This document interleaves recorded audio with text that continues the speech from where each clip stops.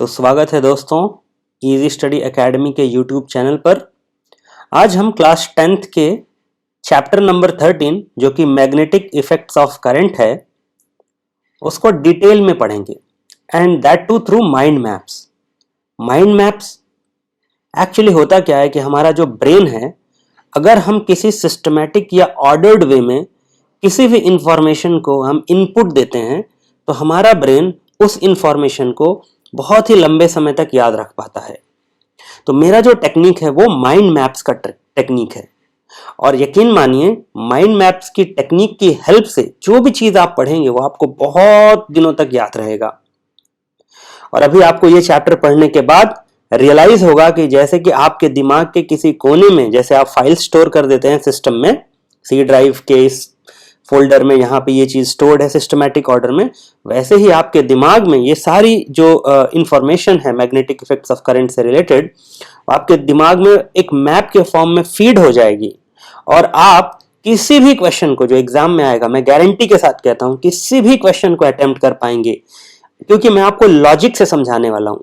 सिर्फ किताब की डेफिनेशन नहीं बताऊंगा कि आपको डेफिनेशन बता दिया आपने उसको रट लिया, न्यूमेरिकल्स बना दिए, ऐसे नहीं। लॉजिक उसके पीछे क्या है अगर वो आपको पता चल जाए तो यूजिंग दैट लॉजिक आप दुनिया के किसी भी प्रॉब्लम को आप सॉल्व कर सकते हैं। तो चलिए सबसे पहले हम 2021-22 का सिलेबस देख लेते हैं। मैग्नेटिक इफेक्ट्स ऑफ करंट, तो ये अपना चैप्टर है। अब आपको मैप में क्या क्या याद रखना है, तो सबसे पहले नंबर 1 आपको पता होना चाहिए कुछ बेसिक्स। कोई भी चैप्टर पढ़ते हैं तो उससे रिलेटेड कुछ ना कुछ बेसिक्स चीजें होती हैं। जैसे यहाँ पे बेसिक्स क्या होगी, यहाँ पे बेसिक चीज होगी कि मैग्नेटिक फील्ड क्या होता है, मैग्नेटिक फील्ड लाइंस क्या होती हैं, मैग्नेटिक फील्ड लाइंस क्या होती हैं, फिर मैग्नेटिक फील्ड का नोटेशन कैसे होता है। नोटेशन मतलब जैसे हम करंट को I से डिनोट करते हैं, वोल्टेज को V से डिनोट करते हैं, वैसे ही मैग्नेटिक फील्ड को हम कैपिटल लेटर B से डिनोट करते हैं। तो ये कहलाएगा नोटेशन।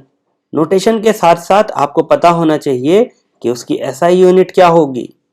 फिर उसके बाद आपको पता होना चाहिए कि किस तरह की क्वांटिटी है वो, क्या वो एक स्केलर क्वांटिटी है, क्या वो एक वेक्टर क्वांटिटी है। तो मैग्नेटिक फील्ड में ये 3 बेसिक जानकारी आपको पता होना चाहिए। और फील्ड लाइंस में आपको ये पता होना चाहिए कि ये फील्ड लाइंस होती क्या हैं और इनकी प्रॉपर्टीज क्या हैं। तो देखिए बेसिक्स के अंदर में 2 सब टॉपिक्स हमें पढ़ने हैं कि मैग्नेटिक फील्ड क्या होता है और मैग्नेटिक फील्ड लाइंस और उनकी प्रॉपर्टीज क्या क्या होती हैं।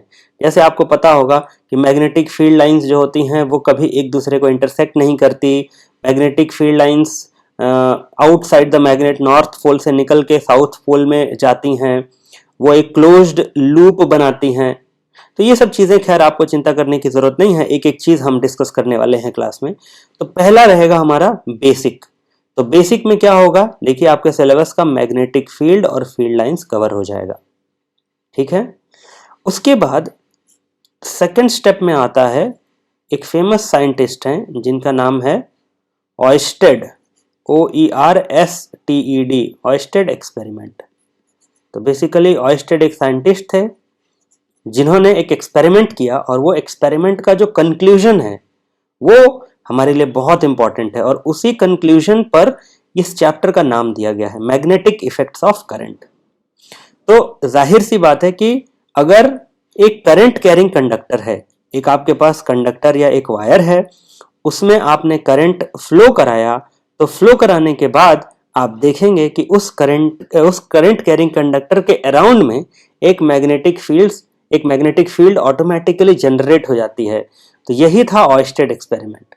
ऑयस्टेड एक्सपेरिमेंट का कंक्लूजन ये था कि करंट कैरिंग कंडक्टर, एक कंडक्टर या वायर है जो करंट कैरी कर रहा है, produces a magnetic field around itself. ठीक है जी। तो ये मैग्नेटिक फील्ड क्या है पहले तो हम बेसिक्स में जानेंगे, उसके बाद हम ऑयस्टेड एक्सपेरिमेंट के बारे में पढ़ेंगे। ऑयस्टेड एक ऐसे साइंटिस्ट थे जिन्होंने लिंक किया इलेक्ट्रिसिटी और मैग्नेटिज्म को।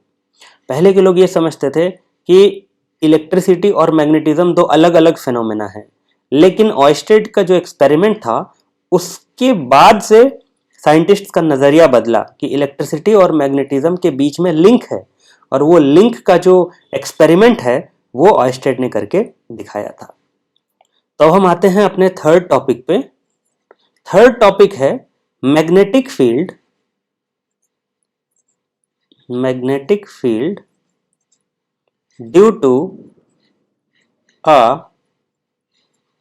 current carrying number 1 straight conductor,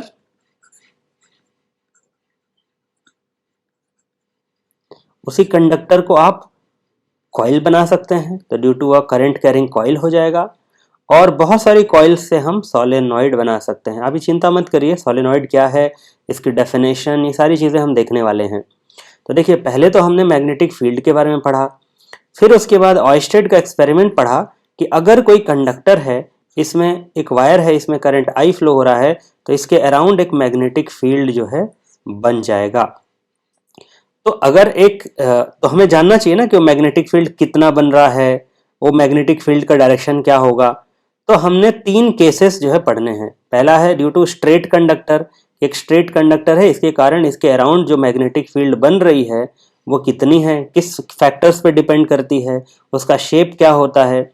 वैसे ही अगर इसी कंडक्टर को आप ट्विस्ट करके एक कॉइल बना दीजिए ऐसे, जैसे कि एक कॉइल बन गया, इसमें करंट आई फ्लो हो रहा है, तो इस सिंगल जो ये सर्कुलर शेप है जो कॉइल बना हुआ है, इसमें इस जो करंट फ्लो हो रहा है उसके कारण कितना मैग्नेटिक फील्ड इसके अराउंड आ जाएगा। इसके हर एक पॉइंट पे मैग्नेटिक फील्ड होगा। अभी आप इसको आगे डिटेल में पढ़ेंगे, अभी तो मैं सिर्फ आपको एक जनरल इंट्रोडक्शन दे रहा हूँ, एक माइंड मैप बनाने की कोशिश कर रहा हूँ आपके दिमाग में कि आपको पढ़ना क्या क्या है।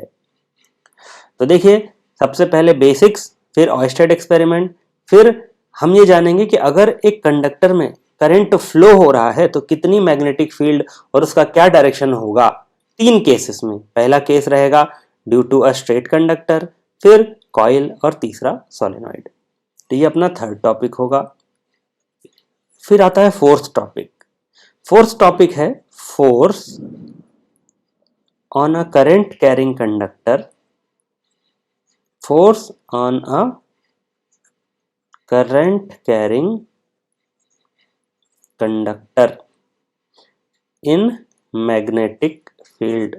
बेसिकली ये आपके सिलेबस में इन मैग्नेटिक फील्ड नहीं लिखा है, ये यहाँ पे सिर्फ लिखा है कि force on a current carrying conductor. तो एक बात बताइए, अगर आपके पास एक कंडक्टर या एक वायर है, इसमें करंट फ्लो हो रहा है, तो क्या इस पर कोई फोर्स लगेगा क्या? फोर्स लगने के लिए कोई ना कोई एक एक्सटर्नल एजेंट होना चाहिए जिसके कारण किसी बॉडी पर या किसी ऑब्जेक्ट पर फोर्स लगता है। तो अगर एक कंडक्टर है, इस वायर है, इसमें करंट फ्लो हो रहा है, तो इस पर कोई फोर्स थोड़ी आएगा। फोर्स तो तब आएगा जब ये एक मैग्नेटिक फील्ड में इसको रखा जाए। तो ये जो टॉपिक है force on a current carrying conductor, इसका जो पूरा नाम है वो ये है कि force on a current carrying conductor in magnetic field. ठीक है जी। उसके बाद जो नेक्स्ट टॉपिक आता है माइंड मैप में, फिफ्थ, इसका एप्लीकेशन। इसका एप्लीकेशन किसमें? इसका एप्लीकेशन डीसी मोटर में, और इसी को इलेक्ट्रिक मोटर भी कहते हैं। ठीक है, इलेक्ट्रिक मोटर। और लास्ट में जो सिक्स्थ जो अपना टॉपिक रहेगा वो होगा इलेक्ट्रोमैग्नेटिक इंडक्शन। Electromagnetic induction. तो बेसिकली अभी तक हमें ये पता था कि इलेक्ट्रिसिटी से मैग्नेटिज्म जनरेट होता है, लेकिन इलेक्ट्रोमैग्नेटिक इंडक्शन में क्या होगा, मैग्नेटिक इफेक्ट से या मैग्नेटिज्म से इलेक्ट्रिसिटी को जनरेट करते हैं हम। तो बेसिकली जो पावर स्टेशंस होते हैं वहां पर जनरेटर्स लगे रहते हैं जो इलेक्ट्रोमैग्नेटिक इंडक्शन प्रिंसिपल पर काम करते हैं, और वो मैकेनिकल एनर्जी को इलेक्ट्रिकल एनर्जी में कन्वर्ट करते हैं। ठीक है, इसके साथ साथ आपको कुछ और चीजें भी पता होनी चाहिए। जैसे ये तो टॉपिक्स हो गए। इसके अलावा कुछ रूल्स दिए गए हैं, जैसे पहला है magnetic field due to a current carrying conductor. तो मैग्नेटिक फील्ड का डायरेक्शन क्या होगा? तो मैग्नेटिक फील्ड का डायरेक्शन के लिए आपके पास जो रूल दिया गया है वो है right hand thumb rule, right hand thumb rule, या इसी को एक और रूल हम लिखते हैं वो है Maxwell's cork screw rule. Basically ये जो है आपके बुक में एक्सप्लिसिटली दिया है, यानी कि बहुत ही अच्छे तरीके से एक्सप्लेन किया है, लेकिन मैक्सवेल्स कॉर्क स्क्रू रूल को बहुत अच्छे से एक्सप्लेन नहीं किया है, बट मैं आपको समझाने वाला हूं मैक्सवेल्स कॉर्क स्क्रू रूल क्या है और किस पर्पस से इस्तेमाल करते हैं। देखिए मैंने थर्ड पॉइंट के अंदर में इसको लिखा है, तो इसका मतलब यह है कि अगर एक करंट कैरिंग कंडक्टर है तो राइट हैंड थंब रूल की हेल्प से हम मैग्नेटिक फील्ड का डायरेक्शन पता कर सकते हैं। वैसे ही एक कॉइल है जिसमें करंट फ्लो हो रहा है, तो उस कॉइल में जो मैग्नेटिक फील्ड बनेगी उसका डायरेक्शन कैसे पता चलेगा हमें? राइट हैंड थंब रूल की हेल्प से। वैसे ही सोलेनॉइड है, सोलेनॉइड में अगर एक करंट फ्लो हम कराते हैं तो उसमें जो मैग्नेटिक फील्ड बनेगी उसका डायरेक्शन क्या होगा? वो राइट हैंड थंब रूल या मैक्सवेल कॉर्क स्क्रू रूल से डिसाइड कर सकते हैं। तो पहला रूल ये हमें मैग्नेटिक फील्ड का डायरेक्शन कैलकुलेट करने के लिए या पता करने के लिए ये रहेगा रूल। फिर सेकंड कैटेगरी का आता है वो है फोर्स। अगर एक करंट कैरिंग कंडक्टर एक मैग्नेटिक फील्ड में जाता है तो उस पर कुछ फोर्स लगता है, तो फोर्स का कुछ डायरेक्शन होना चाहिए। जैसे अगर मेरे पास एक टेबल रखा है, इस टेबल में ये एक बैग रखा हुआ है, मैं इसको अगर पुश करूं लेफ्ट से राइट की ओर, तो जो मैं फोर्स लगा रहा हूं वो लेफ्ट से राइट की ओर इस डायरेक्शन में लगा रहा हूं। तो फोर्स हमेशा एक डायरेक्शन में लगती है, फोर्स एक वेक्टर क्वांटिटी है। जैसे हम लिखें केवल 10 न्यूटन, तो 10 न्यूटन का कोई मतलब नहीं है, 10 न्यूटन के साथ साथ डायरेक्शन भी बताना पड़ेगा मुझे कि मैं ईस्ट की तरफ 10 न्यूटन का फोर्स लगा रहा हूं।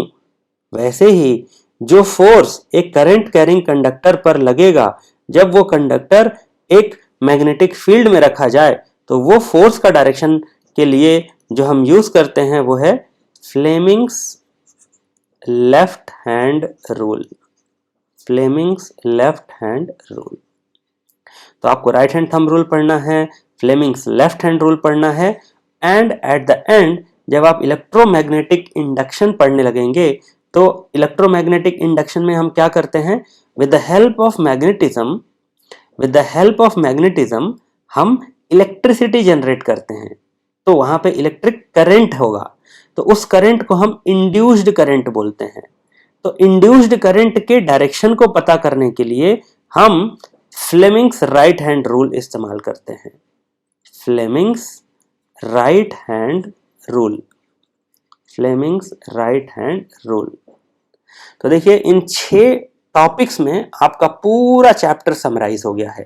पहले बेसिक्स, उसके बाद ऑयस्टेड एक्सपेरिमेंट, फिर magnetic field due to a current carrying straight conductor, due to a current carrying coil, due to a current carrying solenoid, उसके बाद force on a current carrying conductor in magnetic field, और उसका direction हम Fleming's left hand rule की help से पता लगाएंगे। उसके बाद इसी जो force on a current carrying conductor है, इसी प्रिंसिपल पे हम डीसी मोटर को डिजाइन करेंगे। इसका वर्किंग देखेंगे कि एक डायरेक्ट करंट मोटर किस पे वर्क करता है। फिर लास्ट में इलेक्ट्रोमैग्नेटिक इंडक्शन। इसके साथ साथ इस चैप्टर में कुछ चीजें और भी आपको जानना चाहिए, जैसे कि इस चैप्टर में आपको पता होना चाहिए कि डायरेक्ट करंट और अल्टरनेटिंग करंट के बीच में क्या डिफरेंस है, direct current versus alternating current. ठीक है, तो ये भी मैं आपको अलग से इस आगे सीरीज में मैं आपको बताते चलूंगा। तो ये आज का वीडियो था जिसमें हमने माइंड मैप की हेल्प से पूरे सिलेबस को अपने दिमाग में बिठा लिया। अब हम एक एक लेक्चर में एक एक टॉपिक को पढ़ेंगे, समझेंगे और इस चैप्टर को कंप्लीट करेंगे। So thank you for watching. See you in the next video.